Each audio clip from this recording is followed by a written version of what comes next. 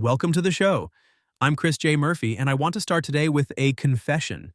I am deeply worried about how we are using artificial intelligence. Not because the machines are getting too smart, but because we are using them to make ourselves, well, a little less thoughtful. Let me give you a concrete number to anchor this.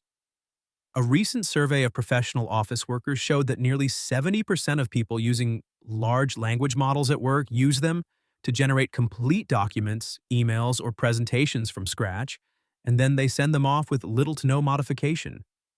Think about that. We are taking a highly complex cognitive task, structuring a thought, defending an idea, communicating with another human being, and we are outsourcing it entirely to a statistical model. And here is the fundamental misunderstanding at the heart of this habit. Most people think AI is a database. They think it's Google, but with a better interface. They think it's a digital expert sitting in a box waiting to hand them the correct answers, but it isn't. An LLM does not actually know things in the way a human does. It is, at its absolute core, a mathematical prediction engine. It predicts words. When you ask an AI a question, it isn't retrieving a fact from a cabinet. It is looking at the string of words you wrote and calculating, based on billions of parameters, what word is most statistically likely to follow the previous one.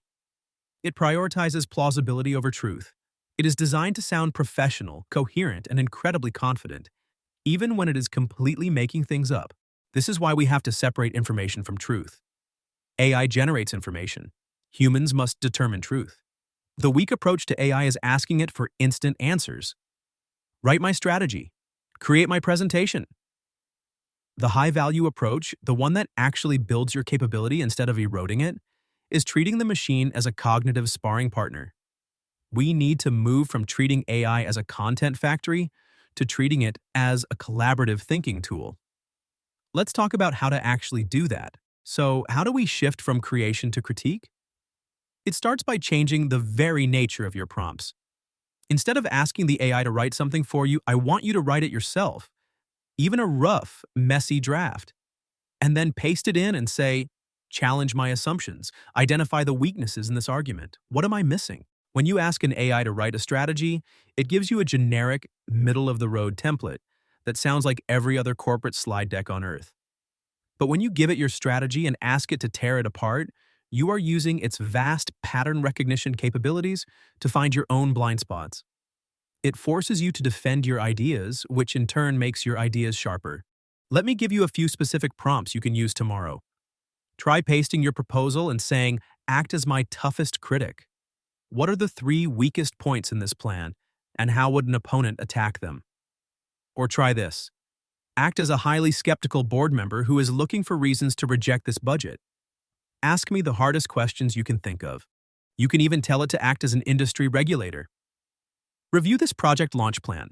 What compliance, legal, or reputational risks am I ignoring?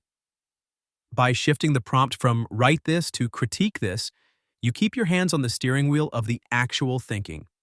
You are building your own skills, testing your limits, and using the AI to make you a more formidable professional, rather than slowly becoming dependent on a machine to do your basic cognitive lifting. Now let's look at another area where we are getting this wrong: learning. When people want to learn about a new topic, they usually ask the AI to summarize this article or explain blockchain in 3 paragraphs. And they read it, nod their heads, and think they understand it. But they don't. Reading a summary is passive. It doesn't create neural connections. It doesn't lead to mastery. Instead, you should be using AI as an interactive learning coach. Anthropic and other major AI research labs are increasingly showing that interactive multi-turn dialogue is far more effective for educational retention than simple text generation. You want to create a learning loop. Try this prompt next time you're tackling a complex subject. I want to learn about supply chain logistics. Teach this to me in stages. Start at a beginner level, explain the core concept, and then ask me 2 questions to test my understanding. Do not move to the intermediate level until I have answered those questions and you have corrected my mistakes. Suddenly, you aren't just reading text on a screen. You are forced to retrieve information, synthesize it, and explain it back. That is how real learning happens. You can even ask it to design a customized 30-day learning plan, complete with daily topics, practice exercises, and weekly assessments where the AI role-plays as an examiner. The goal here isn't to get faster answers, it's to develop a much deeper, more durable understanding. To take this thinking partner concept to its logical limit, you have to realize that AI can simulate almost any professional perspective you need. You don't just have to talk to the AI, you can talk to a room full of simulated experts. Imagine you are preparing a major product launch. You can run your proposal past a simulated chief financial officer, a simulated chief risk officer, and a simulated demanding customer, all in the same session. You prompt it. First, analyze this proposal from the perspective of a conservative CFO focused purely on margins. Then, analyze it as a chief risk officer concerned with operational vulnerability. Finally, give me the perspective of a customer who is highly price-sensitive and frustrated with complex setups. But as we do this, we have to talk about what I call AI hygiene. This is the collection of daily habits that keep you safe from the inherent flaws of language models. Rule number 1 of AI hygiene: never trust the first answer. Always challenge the initial conclusion. Ask the model, where could this analysis be wrong? What are the counter indicators to your conclusion? We also have to actively manage hallucinations. Remember, the AI wants to please you, so it will happily invent fake references, non-existent case studies, or fabricated legal citations to support its point. To curb this, you must explicitly build boundaries into your prompts. Tell it, if you do not know the answer, say so. Do not speculate. If you are citing a source, it must be real. And if you are uncertain of its validity, label it as uncertain. You are the editor, you are the supervisor, and you are the one who is ultimately responsible for verifying the facts.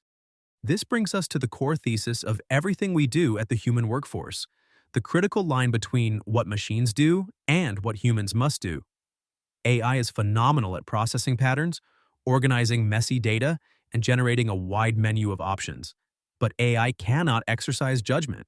It does not have wisdom. It has no ethics, no empathy, and absolutely no accountability. When a machine makes a recommendation, it doesn't suffer the consequences if that recommendation fails. You do. The human always remains accountable, and as these systems become more capable, the premium on human judgment is going to skyrocket. If anyone can use AI to generate a professional-looking report in 5 seconds, then the report itself is no longer valuable. The value shifts entirely to the person who can read that report, apply ethical judgment, understand the human context, and make the difficult decision of which path to actually take. And a quick word on basic workflow safety. Please practice data hygiene. Never, under any circumstances, paste sensitive customer records, proprietary financial models, or employee data into public AI systems. Know your company's approved tools and policies. Protecting confidential data is a fundamental part of being a professional in the digital age. As we wrap up today, I want to leave you with one final thought. The organizations and the professionals who gain the greatest competitive advantage in the coming years will not be those who automate the most work. They will be those who use technology to improve the quality of their own thinking. If you use AI only as a document factory, you are effectively training your replacement. But if you use it to challenge your assumptions, learn faster, and expand your perspective, you become irreplaceable. Use the tools wisely, question them constantly, and never, ever stop thinking for yourself. Thanks for listening to The Human Workforce. I'm Chris J. Murphy, and I'll see you next time.